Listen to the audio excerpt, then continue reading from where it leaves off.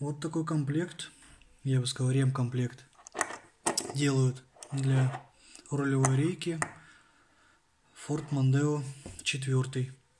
Состоит он из пробки, кольца, гайки, кому удобнее, пружины, ну и, соответственно, прокладки Вторпласт.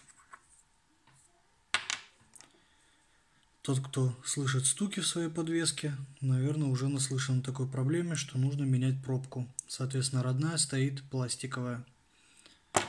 Выглядит она вот таким образом. Единственный выход — это поменять на металлическую, подтянуть хорошенько, но не сильно, чтобы руль мог еще крутиться, но потом радоваться жизни.